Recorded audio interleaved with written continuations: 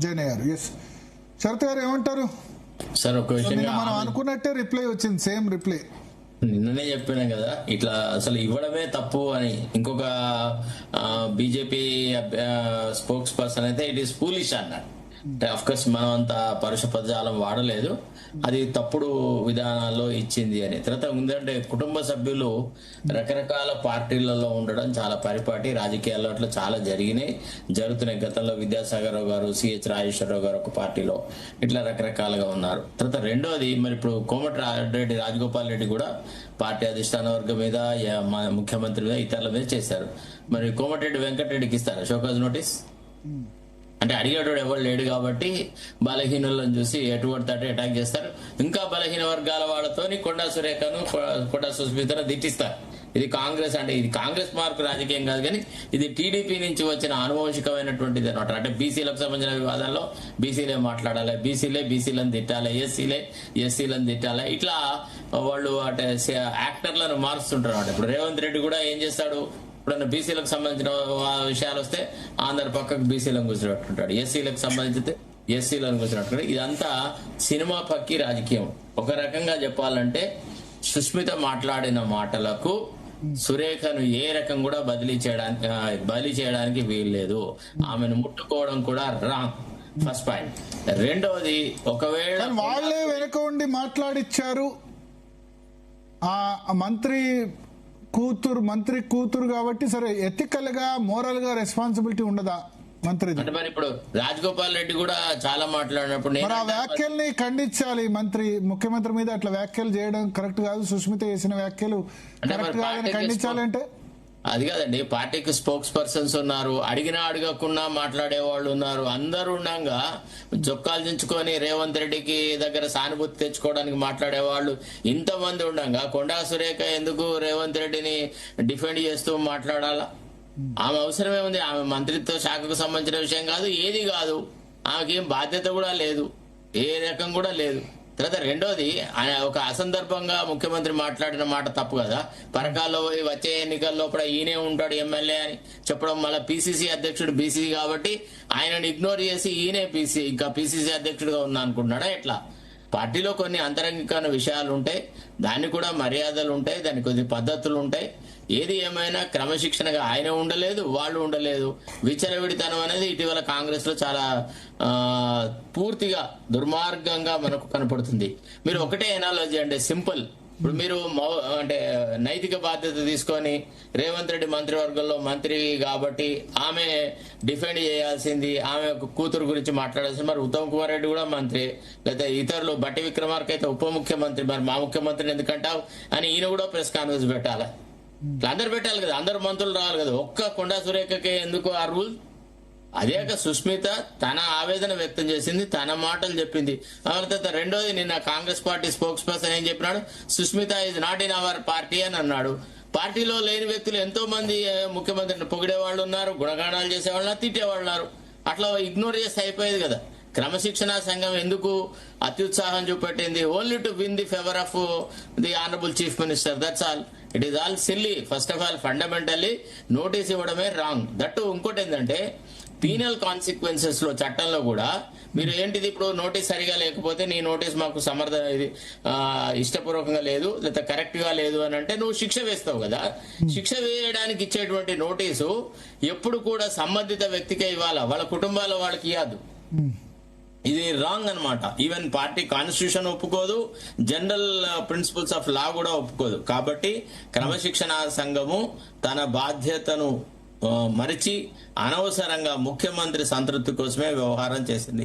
First point. మీరు చూస్తున్నారు, గిల్లడము అనేది రేవంత్ రెడ్డి స్టార్ట్ చేసినాడు. ఇప్పుడు అతను ఎవరు, వాళ్ళ దగ్గర పనిచేసిన ఓఎస్డీ మీద ఈ రోజు అరెస్ట్ చేశారు అని కూడా సోషల్ మీడియాలో అక్కడక్కడ కొన్ని వార్తలు చూసినాను నేను.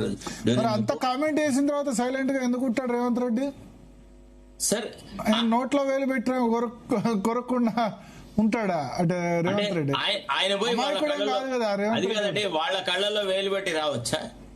ఒకవేళ చెప్పండి మరి రేవంత్ రెడ్డిని అంటే వాళ్ళకి public గా పరకాల మేము కొండా కాన్స్టిట్యున్సీ మురళికి ఇప్పుడు వాళ్ళు అలాగే ఏమంటారు, సార్. పరకాల కాన్స్టిట్యున్సీ వాళ్ళది కాదు కదా, ఆల్రెడీ అక్కడ ఎమ్మెల్యే ఉన్నాడు కదా అంటారు. ఆమె మాట్లాడిన దాంట్లో మీరు అన్నిటినీ ఒక పక్షంగా తీసుకొని చూడాలి, అంతేగాని మీరు ఒక్కొక్క పొడకని తీసుకొని మీరు సమాధానాలు అడగద్దు.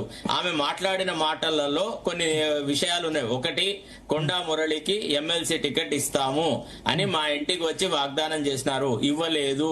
తర్వాత ముఖ్యమంత్రి అందరినీ సమంగా చూడలేదు. జగ్గారెడ్డి నియోజకవర్గంలో జగ్గారెడ్డి రాజకీయ భవిష్యత్తును పార్టీ హైకమాండ్ డిసైడ్ చేస్తుంది, అది వాళ్ళు జానే ఈయన జానే అని అన్నాడు. మరి అలాంటప్పుడు ఈయన భవిష్యత్తు విషయంలో కూడా రేవూరి ప్రకాష్ రెడ్డి భవిష్యత్తు విషయంలో కూడా ఈయన ఎట్లా మాట్లాడతాడు? తర్వాత పార్టీ అధిష్టానం వరకు ఒక నిర్ణయం తీసుకోవాలి. రేపు ఎన్నికలప్పుడు ఇప్పుడు ఆల్రెడీ గెలిచిన వాళ్ళందరికీ టికెట్లు ఇస్తారా, లేదా అందులో కొందరిని మారుస్తారా, మారిస్తే ఏ కారణాలతో మారుస్తారు, ఎట్లా మారుస్తారా, దానికి కొన్ని నియమ నిబంధనలు ఉంటాయి కదా భరత్. మనం పార్టీలలో ఎట్లా రెగ్యులేషన్స్ చేసినారు అనేది 30% కొత్త వాళ్ళకు ఇవ్వడము, 40% కొత్త వాళ్ళకి. మరి కార్యకర్తలకు అవకాశాలు ఎన్నడూ వస్తాయి? డెఫినెట్లీ ఎక్స్పెక్ట్ చేస్తారు. ఇందిరా శోభన్ గారితో మాట్లాడదాం. ఇందిరా శోభన్ గారు చెప్పండి. మీరు శరత్ గారు ఉండండి, మీరు శరత్ గారు లెఫ్ట్ అంటున్నారా?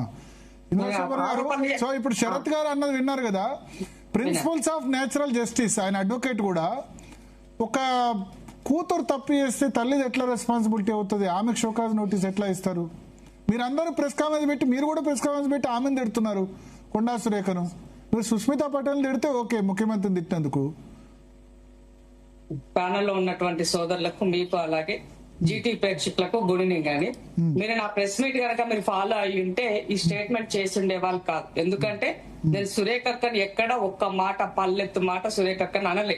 సురేఖక్కని ప్రొటెక్ట్ చేశాను. ఎందుకు అనంటే జరుగుతున్నటువంటి వాటి నేపథ్యంలో మీ పొలిటికల్ కెరియర్ ను అంధకారం వైపుకు నెట్టే ప్రయత్నంలో మీ కూతురు సుస్మిత చేసినటువంటి స్టేట్మెంట్స్ ని ఉటంకిస్తూ ముఖ్యమంత్రి గారు స్థాయిలో ఉన్నటువంటి వ్యక్తిని తన ఇష్టం ఉన్నట్టుగా నోటికొచ్చినట్టుగా మాట్లాడే వాక్యాల పట్ల మాత్రం యాజ్ ఎ పార్టీ లైన్ లోనే నేను ఇవాళ ప్రెస్ మీట్ పెట్టాను, దాని గురించి మాట్లాడినాను. నేనేమంటానంటే ఒక వినాలి. ఎందుకనంటే ఇవాళ సుష్మితకి సంబంధం లేదు, ఆ అమ్మాయి పార్టీలో లేదు, ప్రభుత్వంలో లేదు, మంత్రి గారి కూతురు. సో మంత్రి గారి కూతురు అనుకున్నప్పుడు ఇవాళ ఇంట్లో సమస్య ఉంటే 4 గోళ్ల మధ్య మాట్లాడుకోవాలా, ఇంట్లో మాట్లాడుకోవాలా? రచ్చకెక్కి రోడ్డు మీద మాట్లాడితే మన ఇంటి పరువే పోతుంది, పక్కని పరువు అయితే పోదు కదా. మన ఇంకా పార్టీలోనే ఉన్నాం కదా. పార్టీలో ఉన్నప్పుడు డెఫినెట్ గా ఆ పార్టీని ప్రొటెక్ట్ చేసుకోవాల్సిన బాధ్యత మన పైన ఉన్నది. ప్రతి ఇంట్లో ఉందండి, నా ఇంట్లోనే లేదండి. కుమ్మడి ఏమంటారు, కుమ్మరి దాన్ని ఏమంటాం మనము, కుమ్మరి పొయ్యి నా ఇంట్లోనే లేదు, అందరింట్లో ఉన్నది. అందరికి సమస్యలు ఉన్నాయి. ప్రతి ఒక్కరూ కూడా వాటిని ఎట్లా చేసుకోవాలన్నది ఆలోచించుకోవాల్సిన అవసరం ఉన్నది. ఇవాళ ముఖ్యమంత్రి గారు ನಮ್ಮ స్థాయికి మించి మాట్లాడినటువంటి మాటలు, సో నీవు అని ఒక సింగిల్ గా మాట్లాడినటువంటి వర్డ్స్ మనం రెస్పెక్ట్ చేస్తాం. తిట్టేవాడిని కూడా మీరు అని సంబోధిస్తాం. మరి అలాంటప్పుడు ముఖ్యమంత్రి గారికి తిట్టాల్సిన అర్హత మీకేమున్నది, ఆ బాధ్యత మీకేమున్నది? మీరు బరువు మోయలే, బాధ్యత తీసుకోలేదు, కానీ ఆరోపణలు చేస్తాం ముఖ్యమంత్రి గారు ఇట్టంటారు సబబా? ఇవాళ ఒక నియోజకవర్గానికి వెళ్ళినప్పుడు ఆ నియోజకవర్గంలో ఉన్నటువంటి సిట్టింగ్ ఎమ్మెల్యేను రేపు జరగబోయేటువంటి లోకల్ బాడీ ఎలక్షన్ ఉండొచ్చు, ఇతరత్ర ఎలక్షన్ ఉండొచ్చు, ఇంకా 2.5 years వరకు మ్యాండేటరీ ఉంది. ఇచ్చినటువంటి దాంట్లో డెఫినెట్ గా ముఖ్యమంత్రి గారు ఆయన స్థాయిలో, ఆయన స్థానంలో ఉన్న వాళ్ళు ఎవరైనా కూడా స్థానికంగా ఉన్నటువంటి ఎమ్మెల్యేని డెఫినెట్ గా ఆయన గురించి చెప్తాము, మాట్లాడతాము. ప్రజలు నమ్మాలి కదా. మరి అతని గురించి కాకుండా పక్క వాళ్ళ గురించి మాట్లాడితే నమ్ముతారా? అదే అని అడుగుతున్నాను నేను. అది ఒప్పుకుంటారు ఎవరైనా? అంతెందుకు, ఇప్పుడు మా సురేఖక్క నియోజకవర్గానికి వెళ్ళి వేరే ఇంకో క్యాండిడేట్ తీసుకొచ్చి ఈమెనే రేపని చెప్తే మనం ఒప్పుకుంటామా? ఎలక్షన్ ఎప్పుడో ఉన్నది, ఎందుకు తొందర, ఎందుకు అత్యుత్సాహం, ఎందుకు ఆతృత, ఎందుకు నోటికి ఏదొస్తుంది నోటికి వచ్చిన మాట మాట్లాడడం ఎందుకు?